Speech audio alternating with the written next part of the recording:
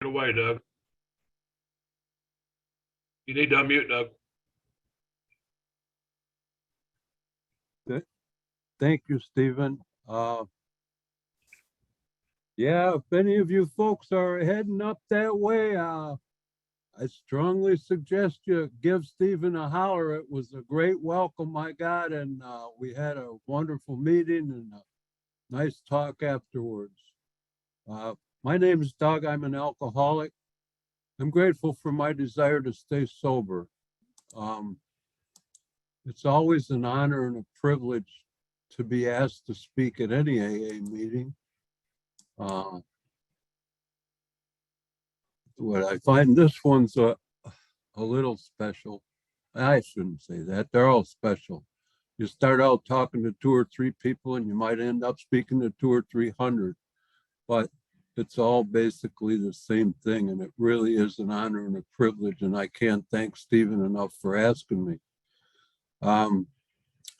I was raised in Detroit and came from a good family. I think I was the only one dysfunctional in it right from the get-go. Things started happening to me at an early age that made life very uncomfortable for me. And they didn't know about it, or they didn't have a name for it until I got older. But I had a problem learning. I used to read upside down and backwards.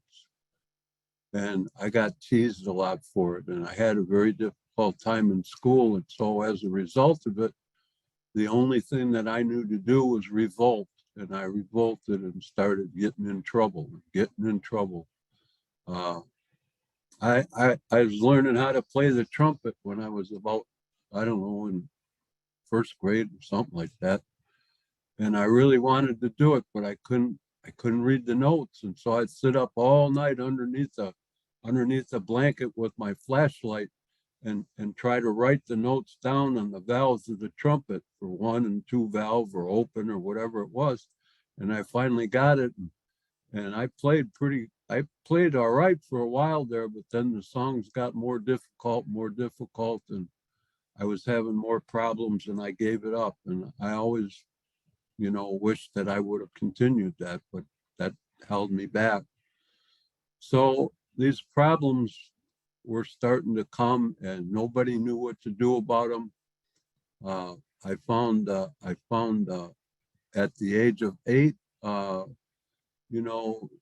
a TV show on called what do you call that? Interventions. Well, I was intervened on in 1948, I believe it was, by the Detroit Police Department at the age of 8. Oh, it was 1950, it had been. And I'd run away from school and got with some boys that were older than me, and we got hungry and we saw a restaurant. We climbed up on the roof and they had a skylight there, and we got a rope somewhere. I don't know where we got it from, and a hook, and we hooked onto this big pot of spaghetti and started hoisting it up, and the rope broke, and Jesus, spaghetti and spaghetti sauce went all over the joint. And the owner's coming up the pole, the telephone pole, to get on the roof to get us. And one guy jumped off and broke his leg, and another guy jumped off, and I think he made it. And I decided to shinny down another telephone pole, and it didn't have any spikes, so I had splinters up and down my legs all the way down.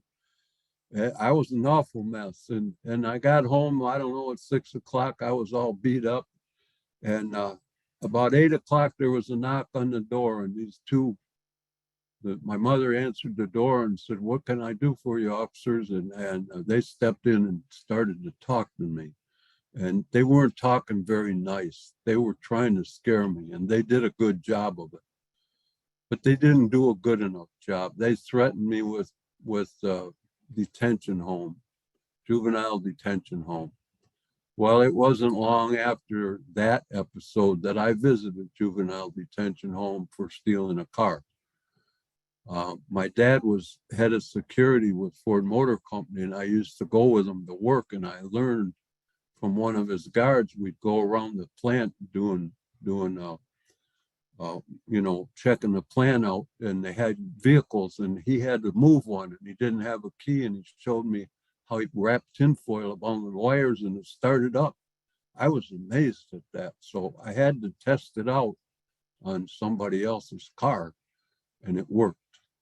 The only problem is it fell off, and the cops were chasing me, and the thing stopped, and I got caught. So things kept going on like that. I think I had a cigarette that year and continued to smoke for the next 48 years. Not real regular, but well, I should say, because I started learning how to steal cigarettes from stores and stuff like that, and started doing things like that. And it was progressing as I went along. We left that neighborhood and moved to a better neighborhood. And it wasn't long until I met people there that were like me, that were getting in trouble, and they were always in trouble for this or that and this. And I gravitated towards them. And usually they were older than me. I was only 10 at the time. And it wasn't long before I met the local juvenile officer and got to know him on a regular basis. And things went on like that. Now, I wasn't planning on doing this, but there's a fella here that calls me Uncle Doug, and every time I speak, he wants me to tell him about the raisin wine. I had this handicapped friend. He had cerebral palsy, and he walked, or he was in a wheelchair when I met him. But he asked me if I could help him come down to his grandparents and clean out the basement, the cellar. And I said, yeah, I'd go. And so I went to help him. And I'm nosy. I've always been nosy. And I found this big barrel. It was like a keg. And I took the lid off of it. I just wondered, what's in that thing? And it stunk. Oh God, it was terrible. And it was like, had tree branches and stems and all kinds. It was nasty. But something came over me and said, I wonder what that tastes like. What is that stuff?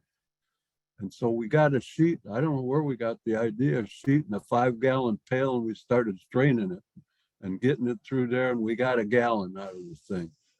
So me and Larry, the handicapped guy, and another guy set off to drink that night. And it wasn't long, we drank a little, and Larry got tired. So in Detroit, we had these big things. Today, we call them dumpsters. They were big garbage cans. They were concrete, and they had a door on top and a door on the bottom. So we thought we'd put Larry in there to get him out of the rain. We put Larry in there, and we wanted to go get a pizza, but we didn't have any money. We knew Larry did.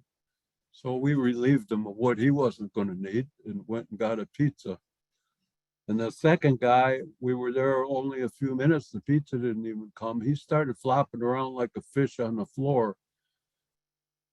And everybody's hollering, call the police, call the police. That's all I needed to hear. And I ran out the back door. But something between that first drink that I had and running out that back door made me think, I got to have some more of that stuff. It made me feel like I've never felt in my life. All of a sudden, I felt I was a little smarter than I was. I felt I was taller. I felt I was okay in my skin for once in my life. So I ran right back to that jug and found it, kept drinking. And I got tired and I wanted to go to sleep. So I broke in a garage. And out of all the garages I could break into, I always had I'd say bad luck, but maybe it was good luck. I broke in and I passed out. I thought I fell asleep, but today I know I passed out in the back seat. And the man was going to work the next day, and he backed down the driveway. And he got to his work. Anybody look over your shoulder with somebody in the back seat, it'd scare him to death. It didn't bother this guy. He went to work, he got there, he opened the back door, took me by the nape of the neck and drugged me up to his office. I knew him. He was the local juvenile cop. I had all the garages you could have broke into. I got this guy's. And so that was the start of my drinking. And that was a raisin wine that Jewish people made, apparently. I've never heard of it or seen of it ever since. But the stories can go on and on and on and on. Um, I kept getting in trouble, getting in trouble. I got kicked out of 3 or 4 schools. I went in front of the judge. He wanted to put me in the juvenile detention home till I was the age of 18. And the lawyer my dad had at the time, he said, are there any other options there might be, Your Honor? And he said, yes, if they could send him to a private military school. He said, I think the discipline might do this boy some good. And so my dad wasn't wealthy, but I don't know how he did it, but he was able to ship me off to a military school down in the state of Virginia. Now here I'm a city boy from Detroit. I talk funnier than them people down there in Charlottesville, Virginia, in the Blue Ridge Mountains. And here I'm in this military school, and I started to do all right. I was in, I think, the 5th grade. But then I started failing in that, and I started getting in trouble because of my size at the time. They wanted to send me. They had me playing football, and I did pretty good at that. And they had me on the varsity team when I was in the 5th grade. I was about 12, I think, something like that. And I did all right till I got in a fight with a guy in a football game, and I hurt the guy real bad, and it scared me, and I didn't want to play anymore. I didn't, because I knew, I found out how bad I could hurt somebody, and I didn't want to do it again. But I still had more problems coming along. I was able to go home to Detroit that winter for Christmas, and I got on the drill team, and there was the guy that was the head guy, who was the drill sergeant. And this guy had this saber sword and all. He had this nice outfit. And he had a white hat cover on his hat and a white belt and a saber sword and white gloves and had his stripes on him. And I thought, boy, I'd like to get me some of them. Well, I stole it all from him. So I looked sharp getting off the train in Detroit. And I had all that stuff. I was a sergeant and all that. And people were saying, where'd you go, to West Point or something? I said, no, Air Force Academy. I learned how to lie at a real young age. And some said, oh, that's good. And the girls were looking at me, and oh man, I had quite a winter Christmas, but going back to school was rather tough because they found out what I'd done. And they used to make us walk tours off, and the tour was like a half hour around this. They called it a bull ring. It was a big circle we walked around. Well, if you wanted to find dog, you just go to the bull ring, and I was always walking around it with a full pack, and a rifle. And if it was raining or whatever, I was walking around it. And so I did that for a while, and I found out though at that school there were 2 types of kids that went there. They were extremely wealthy kids that their parents didn't have time for, didn't want much to do with, and they shipped them off there. We had sheiks kids and and stuff like that. Uh, and then there were juvenile delinquents like me. Well, I hung out with them, and I met one guy there, and I didn't know it at the time, but his had an aunt lived in town, and he said, "Hey, I can get my aunt's car." He was a couple years older than me for the night. Let's go get it and go for a ride. I said, yeah, let's go. So we went and we got our car, and my nose trouble got in the way again. I got into the trunk of it. I don't know what I was doing in the trunk of it. And I found this jar. I thought it was water. So I'm thinking again, I wonder what I opened it up, and it almost knocked me down. And it was like, what's this stuff taste like? Well, I found out he called it moonshine. So, oh my God. We ended up hitting a cadet. We broke his leg. Here we're in trouble again. So we decided we're going to run away from school. And we ran away from school. And I'm thinking he's rich, and I'm going to go to this beautiful southern plantation, and maybe they got some horses.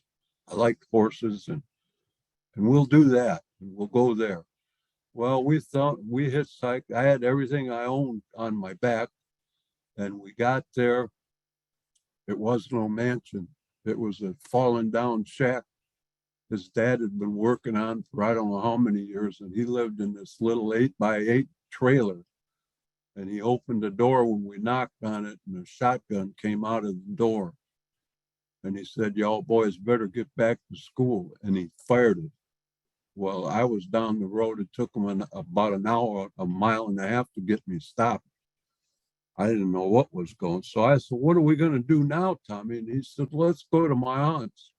And we hitchhiked some more and sit in the middle of nowhere. I mean, it's black. You couldn't see in front of your face. He told the guy, "Stop the car." We got out there. He says, "Where is it?" "Oh, it's just up, you know." Stephen will get a kick out of this, maybe. "You Southern people got something you say that us Northern people can't figure out." I said, "Well, how far is it?" He says, "Oh, it's just over yonder." And I said, "Oh, well, how far is that?" He says, "Oh, it's just a piece." And I thought, what the heck is over yonder in a piece? I don't know what he's talking about. We're walking along and he pulled out a big knife. I said, "What are you going to do with that?" And he said, "Well, there's mountain lion up in here. I said, "Let's walk a little faster." And so we finally got to this shack. I'm telling, there was burlap flying out of the windows. I started across the front porch. He said, "Don't go up there, it'll fall down. We got to go around to the back to the new porch." So I went around there and we walked in, and there was a big pot-bellied stove. There was 4 kids around it, the mother, the uncle, and grandpa, who was 101, and he had his bib overhauls heating up on the stove or he's heating the iron up to put in his bib overhauls to take the bed to keep him warm. I'm thinking, oh my God, what have I gotten myself into? And the uncle looked me up and down and he says, "We're glad y'all boys are here." I said, "Why is that?" He said, "Because Gertrude just died last week." I said, "Who was Gertrude?" He said, "That was our mule, and we used her to pull the logs down off the mountain. You can do that." So they taught me how to cut pulpwood from sun up to sundown, and all they gave me was biscuits and peanut butter and grits. And I haven't had a grit from that day to this. I don't care for them things at all, but I did that for about 8 or 9 months and I couldn't take it anymore. But they taught me a little skill of how they made that moonshine, that white lightning that was in that trunk. They showed me how to do that. And they didn't like it themselves. If they made a little bit of money, they'd push the old car they had because it wouldn't start. They had to push it to go into town to buy some store-bought liquor. And then come back with some more peanut butter and more biscuit mix and nothing to eat. It was like, so I stayed there for about 8 or 9 months and I called my dad. I said, I can't take this anymore. And he came down and got me. My dad was quite an enabler. I often wished that he would have hit me in the nose or did something to me, but he came down and felt sorry for me and said, "Well, we'll go on a vacation to Florida." We drove down to Florida and went on Daytona Beach, and he let me drive the car and do this and that. But on the way home, he gave me a little shock. He says, "I see you smoke." He said, "That's okay, but don't ask for any of mine." And he said, "By the way, you might need to look for somewhere to live unless you want to live with us, but you will pay rent." And I was about 12 or 12 and a half. So I got excused from school somehow. There was none that would take me. They didn't know what to do. What I had, they found out later, it's called dyslexia.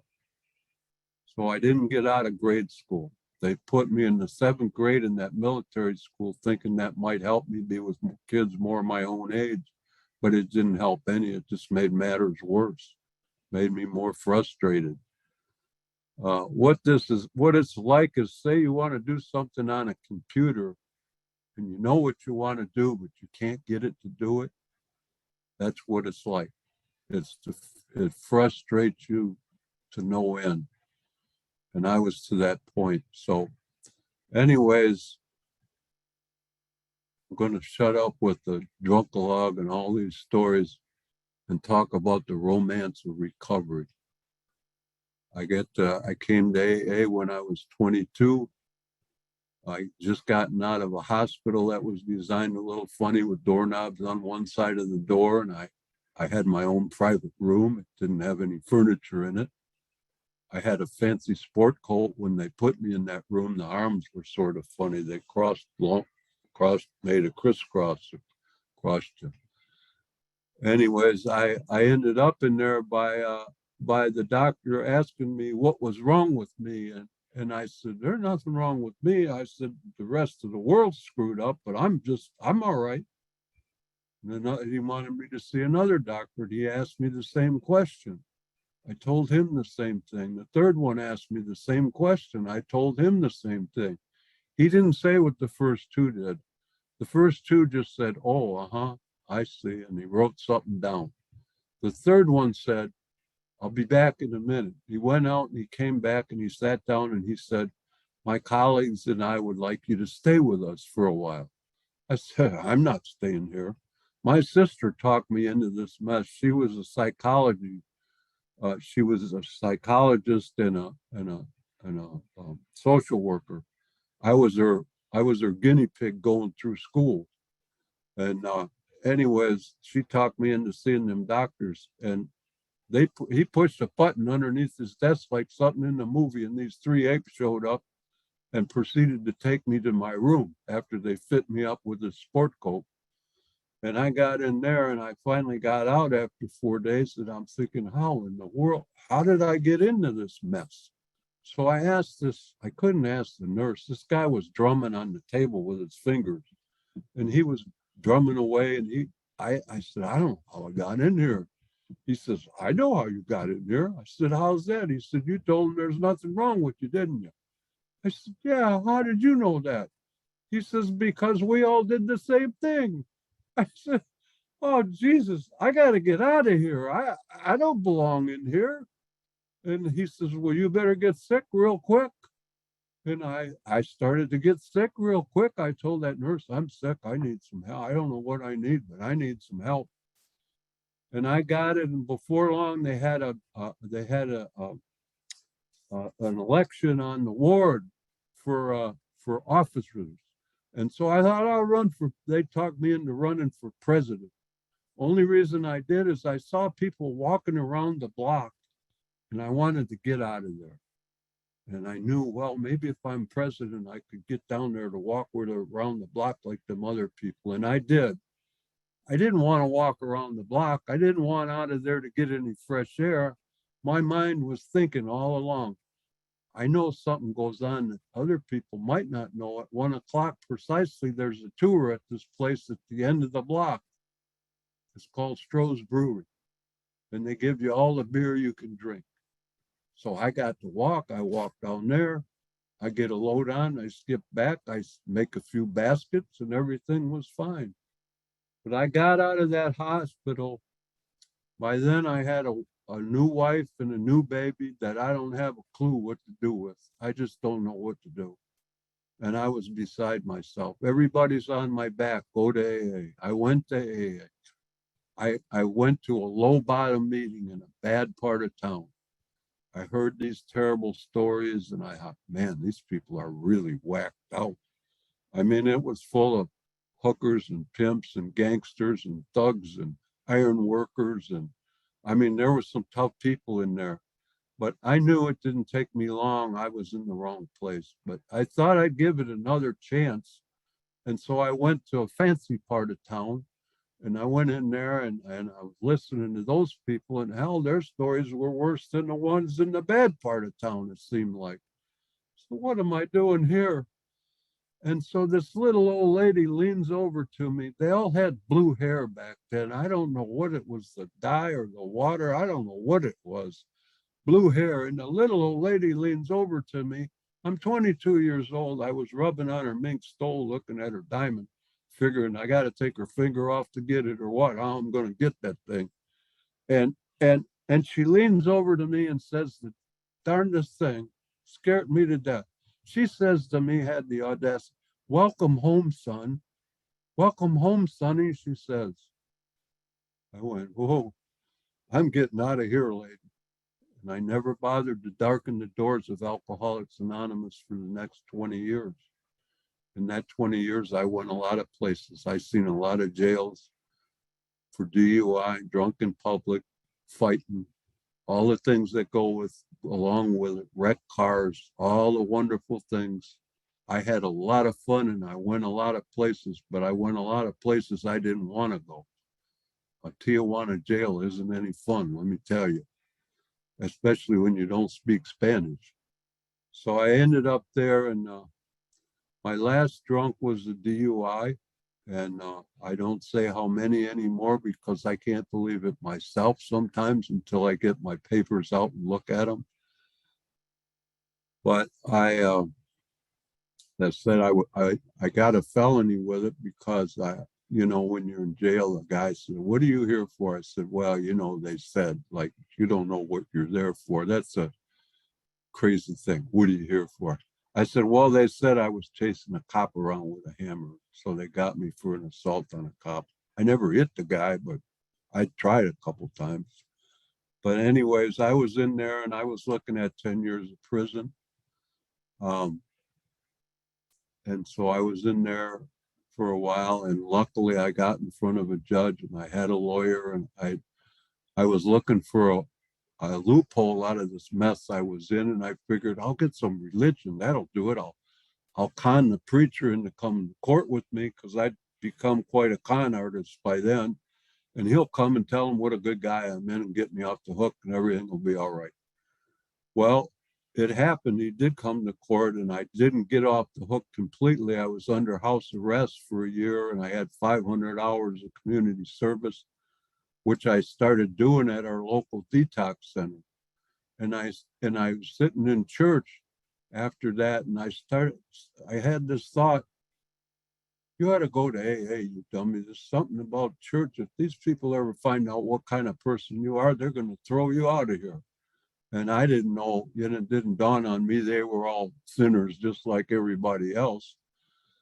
So I found myself in an AA meeting. I was emotionally disturbed. I don't know how I found myself there. I was so upset I couldn't have found myself around the block.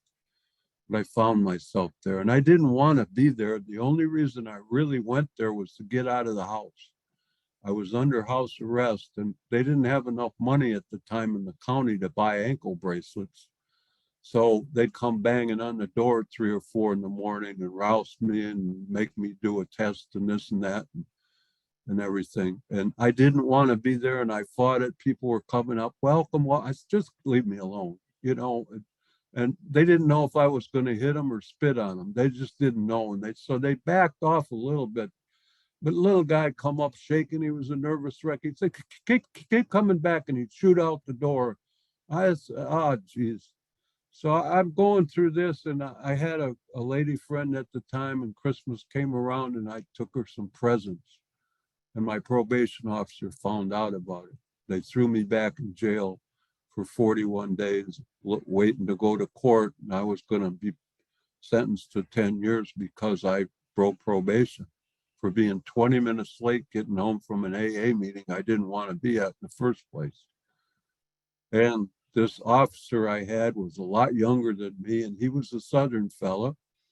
And I'm down here in Florida, and I'm a Northern fellow, although I found out later in life I have a lot of Southern blood in me, which I didn't know about. But he said to me, he put me in there, and I was in there 41 days, and we went to court, and the judge thought it was ridiculous that they did. I was the first one. They might have wanted to make an example out of me. And the judge thought it was ridiculous, but he had to do something. So he gave me another year of house arrest. And I walked out of there, and what I learned in there was priceless to me. That was the best thing that ever happened to me in my life. Because in there, my emotional stability was shot. They had to bring in a psychiatrist to give me a couple of shots, calm me down. But in the middle of the night, I woke up screaming that I'd put a gun in that probation officer's mouth and pulled the trigger. And I found myself on my knees doing the third step prayer, which I'd heard in those first 90 days. And I turned my will and life over, but I said to God, I just want to be a member of Alcoholics Anonymous. I want to learn how to live this way of life. And I went to court, and I got that other year, and I got out of there, and I kept to that. I asked God if he'd give me, and he's given me that and then some. Um, my life has been second to none. I found myself with a heart attack at 4 years, and after that, some people talked me into going to vocational rehab. In the meantime, I was on a 12-step call, and I asked the guy what he did for a living, and the guy said he was a firefighter.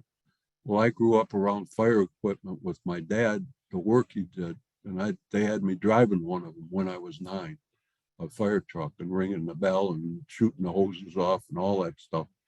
So I told that guy that, and the guy said, "Well, you could be one of those. That's not. You just got to go to school." I said, "Forget that." I told him my school background, and he said, "Well, they got these new computers, and one teacher teaches just a few people, and they teach you at your level you're at, and so I think they could help you." I listened to this guy. I'm there to 12 step. He never did get sober, but I listened to him for some reason, and I went to school, and I found myself in this school, and it's like, wow. And then I found out I could take a fire course at the local college. And I enrolled. I didn't even have a high school diploma, GED or anything. They let me in somehow. I don't know. I was shocked. I was sitting in there. I said, this is something else here. I'm in college, me. And so I kept going with and all I wanted was a GED, which is good enough diploma. And that's all I wanted. And I studied and studied, and I took the test, and I failed it. I missed it by 9 points. So there was 5 parts to it. I only had to take 2. So I picked algebra and something else. So I don't know why I took that. And so I started studying in this restaurant all the time. And this little old lady was in there reading every night. And she came over and said, "What are you studying every night? And here I see you. What are you studying?" I said, "Well, I'm trying to get my high school diploma." She said, "Well, I taught that for 30 years. Could I help you?" I said, "Yeah, that'd be nice." She started helping me. We decided I wasn't going to learn algebra or any of that. She said, "You don't need to learn Chinese now. Let's just do reading and history or something." I said, "Okay." I went back and took the test, and I got 18 points. I passed it by 18 points, so I picked up 9. And I went on the stage. I didn't get a cap and gown and all that stuff, but that's okay. I got on the stage to get the diploma, and I opened it up, and clever me, I seen it said high school diploma. Well, I stuck it under my arm and ran off the stage, and it hit me by the time I got off the stage. By now, a little bit of honesty was kicking in. And it hit me. I seen my teacher. I said, "Mrs. Little," I said, "they made a big mistake." She said, "What's that, Doug?" And I said, I was supposed to get a GED, and they gave me a high school diploma. My name's. She said, "No, Doug, you earned that." I started crying. I couldn't help it. It was like, wow. From there, I went on to the Florida State Fire College. I became a fire inspector. I couldn't get hired for 9 years because most of the departments wanted you to be a firefighter. I couldn't be a firefighter physically because I'd had a heart attack, but somebody talked me into going to another school for safety. So I went there and took classes for a year. And the lady at the safety school was in the program. So she said, "I just talked to this roofing company and told them about you, and they want you to call them, go see them." I went to see them, and I was thinking going in there, how much am I going to tell the guy I want and all this, and how much they're going to pay me and all that. I said, "No." I said some prayers before it. I said, if I could get this job, this would be just what God wants me to have, and that's all I care about. And I sat in there. I sort of had a number in mind, but I sat in there, and the guy asked me, "Well, how much do you need an hour?" I said, "Sir, you know what you can afford to pay me, and whatever that would be, it'd be fine with me." And he wrote something on a paper, and he turned it over, and it was $10,000 more than I thought. Next thing he says, what kind of truck would you like? I said, I don't know, whatever kind you. He says, go down to the Chevy dealer and pick one out. I went and picked out a new truck, and then I got it all lettered up with safety all around it and everything. I was the first safety director here in Lee County at the time. And I had 190 Spanish Mexicans that I had to watch and try to keep safe. None of them spoke any English. Most of them were not citizens yet. And I worked with them, and we teach one another one word a day. They teach me a Spanish word, I teach them an English word. And I watched several of them go and get their citizenship and study for it. And I've never been so happy for people in my life seeing that happen. And so I went on from there, and I worked for 7 years there. Only I was about 16 years sober, and I developed anger issues. I don't know where they came from, but they were there.